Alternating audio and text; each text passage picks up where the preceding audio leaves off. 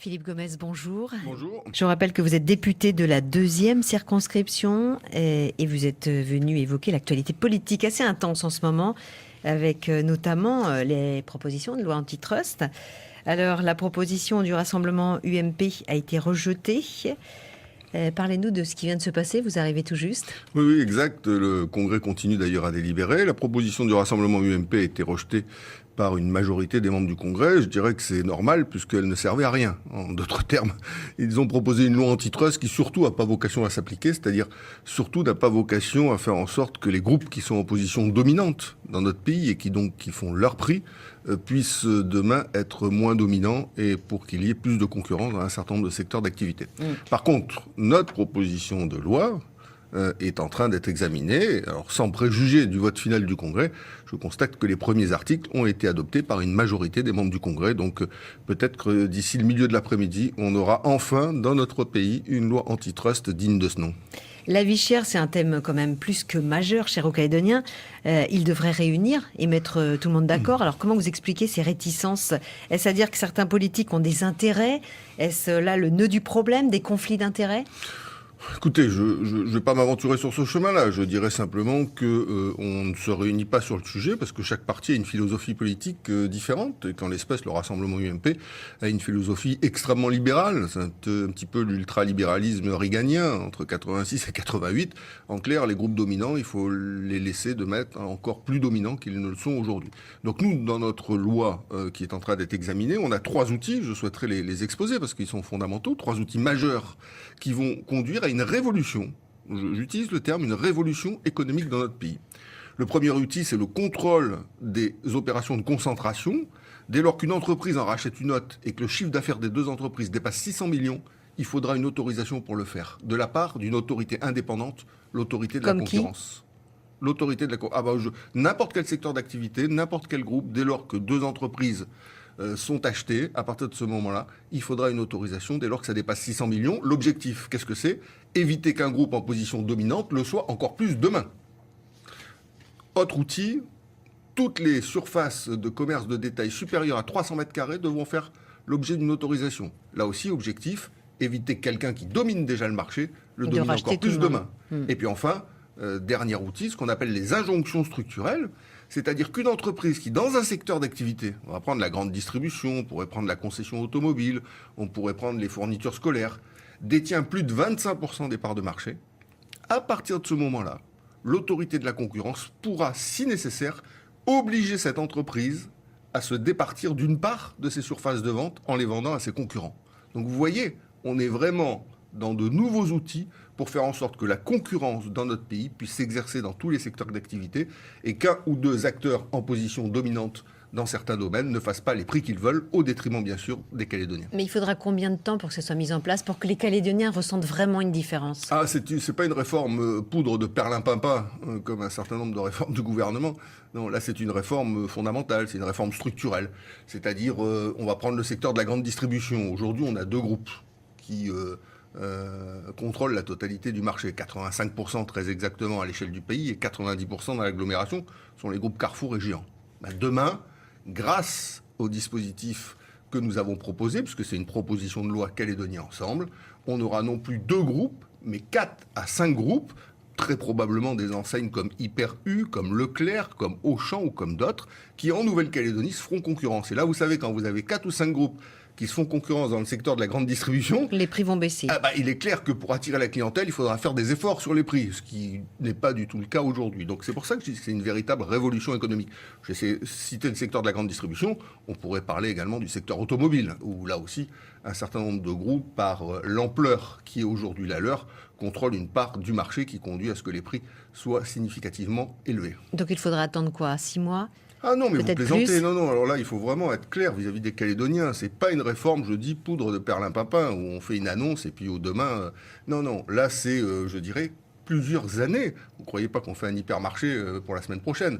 Un hypermarché, c'est un investissement de plusieurs milliards. Une enseigne qui s'investit ici, elle va devoir... Donc il faudra être patient encore un petit peu. Nous avons un auditeur en ligne. Il faudra être patient sur les prochaines années, mais c'est une vraie réforme de fond. C'est ça que je veux dire, une vraie réforme de fond. Vous savez, les produits alimentaires sur les 2 dernières années, vous savez de combien ils ont augmenté? Double. 10%. Ils ont augmenté de 10% sur les années 2011 et 2012, alors que l'inflation sur ces 2 années a été de moins de 4%. Est-ce que les revenus ont augmenté de 30%, est-ce que les revenus 50, des Calédoniens ont augmenté de 10%? Sûrement pas. Les accords de branche qui ont été négociés là, entre syndicats et patronat, les augmentations sont entre 0 et 1%. Nous avons Dominique en ligne, bonjour.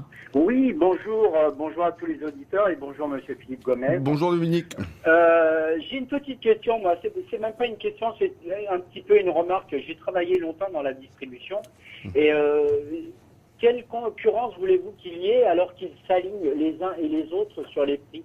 Donc c'est ça qui est un peu nocif, c'est que même si on met que ça soit Géant, Carrefour et 50 autres, ils vont s'aligner comme tout le temps, ça a toujours été fait. Moi j'arrive de métropole, ça fait 7 ans que je suis sur le Caillou et que j'entends la vie chère, mais la concurrence, elle s'aligne les uns sur les autres, que ça soit dans le domaine de l'industrie, dans le domaine de l'alimentaire, tout ça, c'est ça le problème.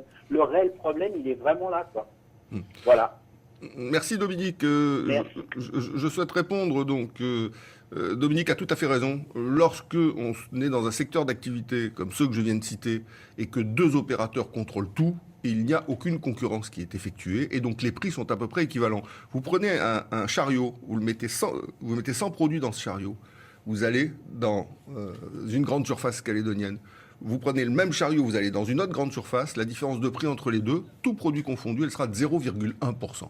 Donc Dominique a tout à fait raison. Aujourd'hui, même si on peut constater des différences d'un produit à l'autre, au total, sur un ensemble de produits, la différence est extrêmement réduite. Mais lorsque vous n'avez plus 2, mais 4 ou 5, voilà. à partir de ce moment-là, on a intérêt quand même à se bouger. Non, 4, alors, et si elles s'entendent, c'est l'entente est illicite et elle est condamnable aussi par l'autorité de la concurrence. Donc, à 4 ou 5, on peut espérer à partir de ce moment-là qu'une véritable concurrence s'instaure, que les marges soient davantage écrasées qu'elles ne le sont aujourd'hui et dès lors que les prix baissent. En tout cas, vous savez, la loi antitrust, on ne l'invente pas en Nouvelle-Calédonie. C'est le berceau du libéralisme. Les États-Unis d'Amérique qui ont créé ce dispositif pour permettre justement qu'au bout du compte, il n'y ait plus un groupe qui contrôle tout. Parce que vous savez, dans une petite île comme la nôtre, il ne faut pas aller chercher très loin. Au bout du compte, 1 ou 2 groupes finissent par contrôler l'île et ils finissent même par choisir les élus qui vont siéger. Donc c'est comme ça que ça se passe. Si on veut éviter ça, il faut que ce dispositif, qui est un dispositif vertueux, soit mis en œuvre dans notre pays. J'espère que le Congrès va le voter cet après-midi. Mais comment contrôler, Philippe Gomez, s'ils s'entendent entre eux? Comment le savoir? Ils vont imposer leur prix et puis voilà, ils se donneront la main, comme d'habitude. Vous posez une vraie question, c'est-à-dire on adopte une loi et ensuite qui contrôle la mise en œuvre de cette loi? C'est pour ça qu'à Calédonie Ensemble, on se bat avec Sonia Lagarde depuis juin 2012. C'était un de nos engagements de campagne pour qu'il y ait une véritable autorité de la concurrence indépendante qui soit installée. Indépendante des lobbies politiques et des lobbies économiques. Elle sera composée avec qui? Qu'elle soit composée de magistrats et qu'elle soit instaurée par la loi organique et pas par une loi locale. De façon à ce que nous soyons garantis sur l'indépendance totale à l'égard de tous les pouvoirs dans notre pays de cette autorité. Cette autorité, ce sera le gendarme qui vérifiera l'application de la loi. Donc vous voyez, c'est vraiment un dispositif à 2 étages.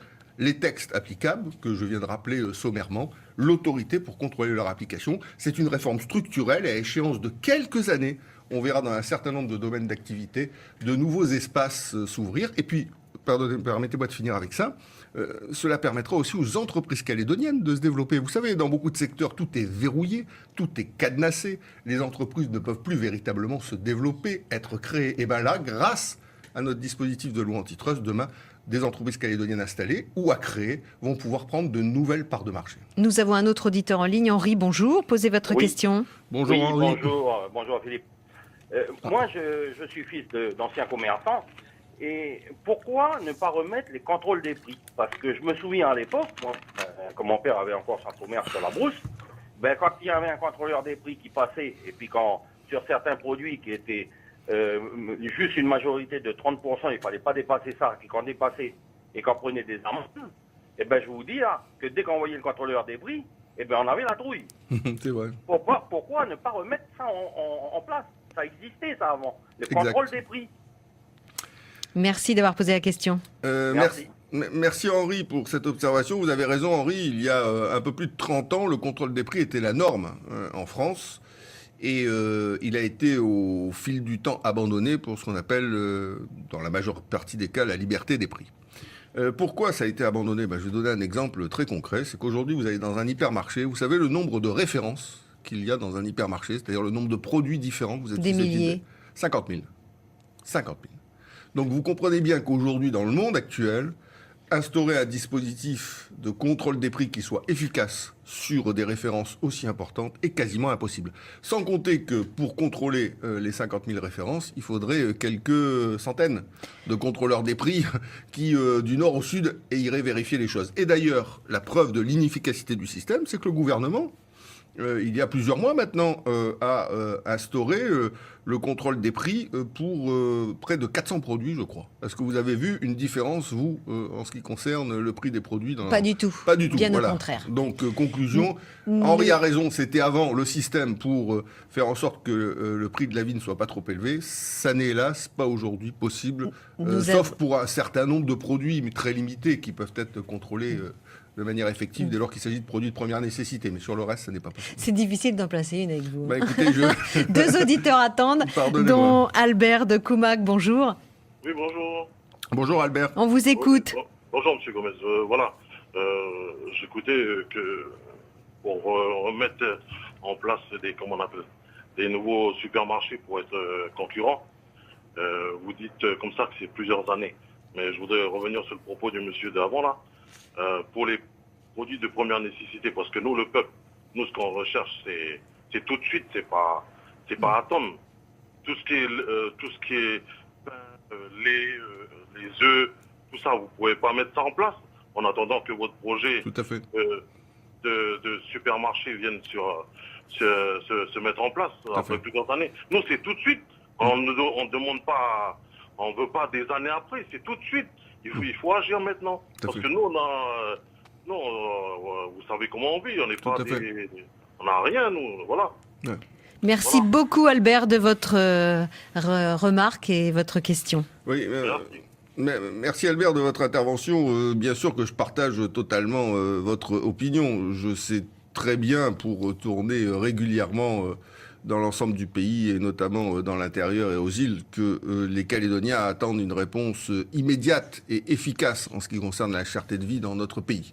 Je tiens simplement à rappeler à Albert que je ne suis ni président du gouvernement, ni président de province sud, ni en charge d'un quelconque secteur d'activité aujourd'hui. C'est une coalition qui est composée du Rassemblement UMP, de l'Union calédonienne, du Parti travailliste, de Didier Leroux et de Simon Louécotte, qui aujourd'hui dirigent les institutions à des degrés divers. Et nous, en ce qui concerne Calédonie Ensemble, on a été blacklistés et on a été mis de côté avec des attributions extrêmement résiduelles. Le Médipôle, l'enseignement privé et voilà. Donc nous, ce qu'on fait là, c'est quelque chose d'exceptionnel. C'est la première fois qu'une proposition de loi d'un groupe politique sur un sujet aussi important est adoptée. C'est notre loi antitrust. Elle portera ses fruits, effectivement, je le répète, à échéance de quelques années. Ce qu'il faudrait, c'est que le gouvernement de la Nouvelle-Calédonie, on a M. Lecrin qui est aux affaires économiques, Mme Basquez qui s'occupe de fiscalité, et quelques autres, propose des mesures qui aient un effet immédiat, de façon à ce qu'il y ait une intervention urgente, étant donné que le portefeuille des Calédoniens, lui, ne peut pas attendre 2 ou 3 ans que notre réforme produise ses fruits. Ça sera bien dans 2 ou 3 ans, mais il faudrait intervenir aujourd'hui. Et ça, c'est le gouvernement du pays qui doit en être chargé. Nous, on n'est pas en situation... On s'est en réalité, avec cette loi antitrust, substitué au gouvernement du pays pour cette réforme structurelle, parce qu'on ne voyait rien venir. Et que l'ensemble du dispositif avait été proposé par nous dans la campagne électorale de 2009 et avait été soutenu dans le cadre des négociations avec l'intersyndicale qui avait validé également que la nécessité de cette réforme. Donc oui, je regrette avec Albert que le gouvernement ne soit pas réactif. À défaut de prévoir des réformes structurelles comme celles que nous avons déposées en nous substituant à lui, il aurait pu au moins prévoir des mesures d'urgence. Ça n'a pas non plus été le cas. On va prendre un autre appel. Eric, qui est commerçant. Bonjour Eric. Une question à Monsieur Gomez. Oui, bonjour Monsieur Gomez. Et Bonjour Monsieur. C'est un débat assez intéressant et moi, je voudrais poser une question et surtout avoir une réponse parce que ça me semble un peu gros. J'ai fait venir des produits de Nouvelle-Zélande à peu près l'année dernière. Prix de départ de Nouvelle-Zélande, quasiment $2. Ça fait à peu près 140 francs. Arrivé sur le territoire avec toutes aux taxes et tous les frais annexes, ça me revenait à 900 francs. Donc expliquez-moi comment voulez-vous faire, nous en tant que commerçants. Ah non, mais je suis tout à fait d'accord avec ce que vient de dire monsieur. Il est indispensable de réformer en profondeur notre système économique et fiscal pour faire en sorte que l'importation des produits soit moins coûteuse qu'elle ne l'est aujourd'hui. C'est vrai que nous avons une fatalité en matière de cherté de vie qui est liée d'une part à notre éloignement, d'autre part au fait qu'on soit une île et qu'on est assez loin des principaux marchés. Donc ça, c'est certain. Et donc, de manière assez mécanique, les produits doivent être un petit peu plus chers chez nous qu'en métropole. Mais c'est la fiscalité qui plombe. Non, c'est pas. Si c'était que la fiscalité qui plombait, c'est un aspect du problème. C'est hélas pas tout le problème. Mais il est clair qu'aujourd'hui, c'est l'enquête ISEE, l'Institut de la statistique, qui a été rendue à la fin de l'année 2012. Vous remplissez un chariot avec 100 produits en métropole, vous le remplissez ici, le prix est multiplié par 2. Ça n'est pas normal. D'ailleurs, ça fait de notre pays le plus cher de l'outre-mer avec la Polynésie française. Alors que vous allez en Martinique, en Guadeloupe, à La Réunion, le prix est certes plus élevé, mais il est 30 à 40% plus cher, pas 2 fois plus cher. Donc oui, la vie a vocation à être un petit peu plus chère chez nous, mais sûrement pas 2 fois plus cher. Donc il nous faut à la fois des réformes économiques comme celle que Calédonie Ensemble est en train de faire adopter par le Congrès aujourd'hui, qu'on appelle la loi antitrust, qui va permettre plus de concurrence dans des secteurs d'activité, mais il faut aussi des réformes fiscales qui permettent l'importation de produits à moindre coût que ça n'est le cas aujourd'hui. C'est un plan d'ensemble qu'il faut mettre en œuvre si on veut arriver à de véritables résultats. Nous avons Jean-Michel de Coutiot qui pose aussi une question. Bonjour Jean-Michel. Oui, bonjour à vous, bonjour Philippe. Bonjour Jean-Michel. Voilà, moi il y a une question qu'on s'est posée depuis les jeunes chambres économiques, si tu me souviens de moi. Quand les gens sont en situation de monopole, c'est-à-dire qu'ils sont, je donne un exemple bête, et pour la construction par exemple, le bois, ils sont propriétaires de scieries ou d'exploitations forestières en Nouvelle-Zélande, ils augmentent le prix au départ et systématiquement ils sont à couvert parce que...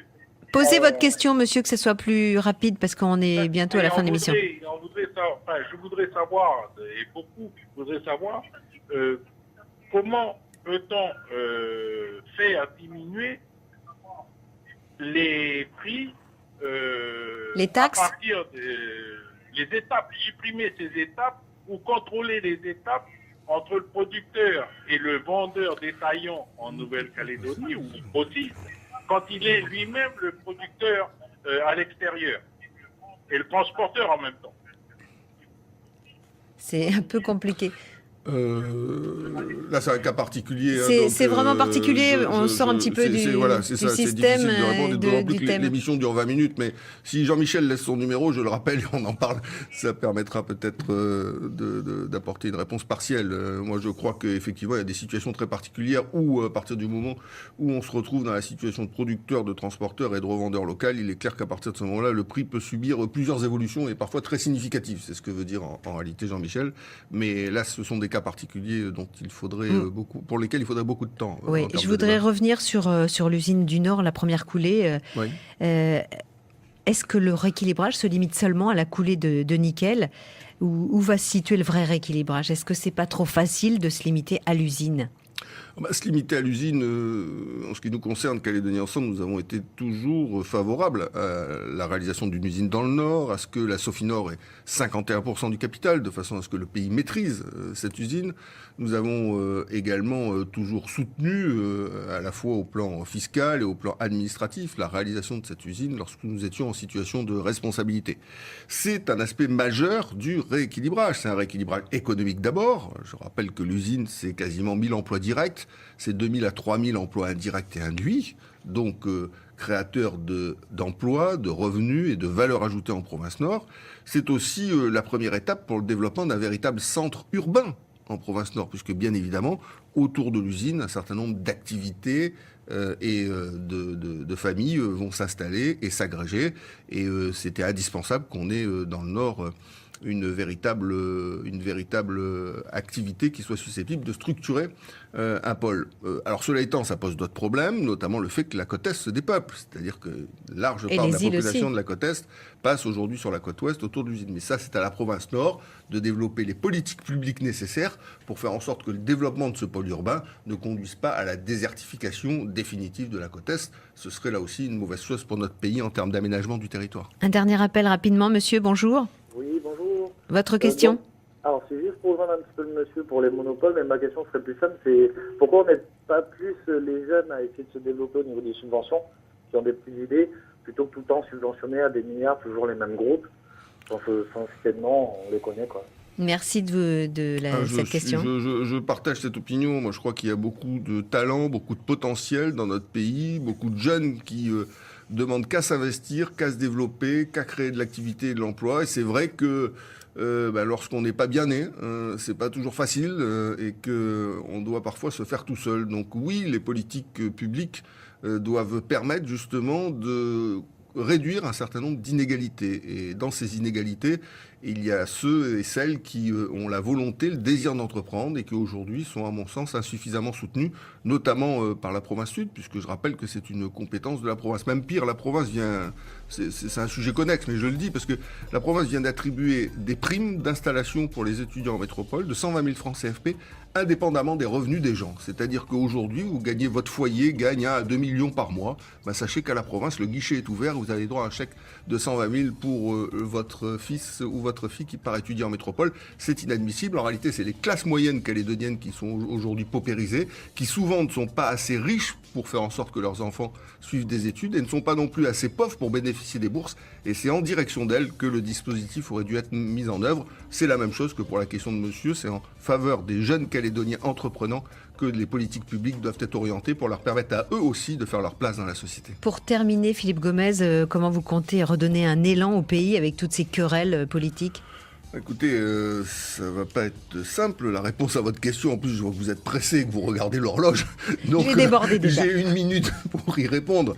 Je dirais simplement que Calédonie Ensemble s'inscrit dans la perspective des élections à venir, puisqu'aujourd'hui, la coalition qui nous gouverne, je crois, a fait la preuve de son échec, à la fois au plan politique. On voit que Pierre Frogier traite les indépendantistes de débiles aujourd'hui, et c'est à votre micro d'ailleurs, et que les indépendantistes répondent qu'il est aux abois. Donc merci pour la politique qui est suivie ces 2 dernières années.